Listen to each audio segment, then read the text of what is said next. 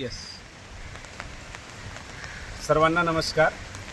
मी मागील 10 दिवसापासून मुंबई येथे शिक्षक समन्वय संघाचं आझाद मैदानावर जे आंदोलन सुरू आहे त्या आंदोलनातला एक आंदोलक समन्वयक म्हणून आज जाणीवपूर्वक रविवार आहे आणि त्यामुळे महाराष्ट्रातील तमाम शिक्षकांना सांगू इच्छितो की ज्या टी व्हीवरच्या बातम्या आहेत की मुंबईला रेड अलर्ट आहे, रेड अलर्ट असल्यामुळे कुणीही कामाव्यतिरिक्त बाहेर पडू नये, अशा पद्धतीचे काही मॅसेज हे खऱ्या अर्थाने जरी महाराष्ट्रभर फिरत असले तरी संपूर्ण शिक्षकांना निश्चित सांगणं आहे की आपलं पूर्ण नियोजन झालेलंच आहे.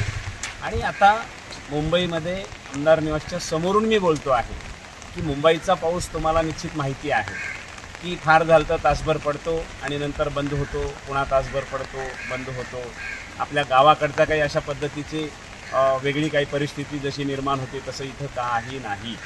आणि म्हणून कुठल्याही अफवेला कुठल्याही ह्याला बळी न पडता आपलं आवश्यक म्हणजे आयुष्याचंच काम असल्यामुळे, पगारीचा, आपल्या भविष्याचा, आपल्या जीवनाचा प्रश्न असल्यामुळे तो यापेक्षा कुठलाही पाऊस, कुठलाही मुसळधार पाऊस आपलं काही करू शकत नाही.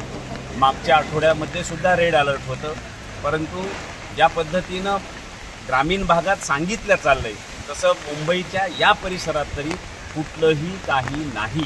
आता हे जमिनीवरून सांगतो आहे मी, हे इथं अनुभवातून सांगतो आहे.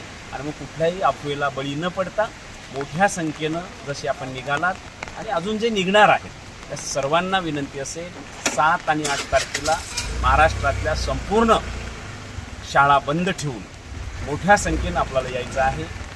आणि निश्चित आपला एक ठोस ऐतिहासिक निर्णय त्याचे साक्षीदार होण्यासाठी यायचा आहे. मोठ्या संख्येनं सगळ्यांनी यायचं आहे. म्हणून यासाठी मी मुद्दाम या व्हिडिओच्या माध्यमातून सांगतो आहे. आणि आज मी स्वतः आता आमदार निवासच्या समोरून बोलतो आहे. आत्ता रेड अलर्टचा या भागामध्ये मला तासापूर्वी मॅसेज आलेला आहे. कुठलं काही नाही. उलट तुम्ही पाहिलं असेल, मी आज समुद्र किनाऱ्यावर जाऊन तिथलासुद्धा मुद्दाम व्हिडिओ टाकलेला आहे. त्याचं कारणच ते आहे की अफवेला बळी पडू नये. आणि आपण एक जर राहिलो किंवा आपण जर आत्ता मागं सरकलो तर आपल्याला मग पुढची फार मोठी जी काही संधी आहे ती मग लवकर नाही आहे.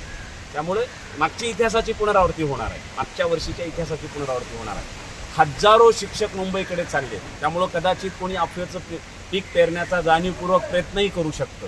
त्यामुळे अशा कुठल्याही अफवेला बळी पडू नका. आता आमच्यावर विश्वास का ठेवायचा आहे? कारण आम्ही इथं आहोत ना. रेड अलर्ट आजपासून आहे का मुंबईला? रेड अलर्ट आधीपासूनच आहे. मग आम्ही इथं आहोत ना. आम्ही जर सांगत असू तर मग आता आमच्यावर तुम्ही विश्वास ठेवणं गरजेचं आहे. वाऱ्याची दिशा असेल, कुठलंही हे असेल, हे सगळं पचवून आपण इथं आहोत आणि यश मिळवण्यासाठी आपण ताकदीनं सगळेजण लढतो आहोत. उद्या सोमवारी बऱ्याचशा घडामोडी घडणार आहेत आणि सोमवारी घडामोडी आम्ही सगळे कोणत्या हिच्यावर घडवत आहोत? 7 आणि 8 तारखेला इथं शिक्षकाची तुफान गर्दी होणार आहे. गर्दीचा उच्चांक होणार आहे.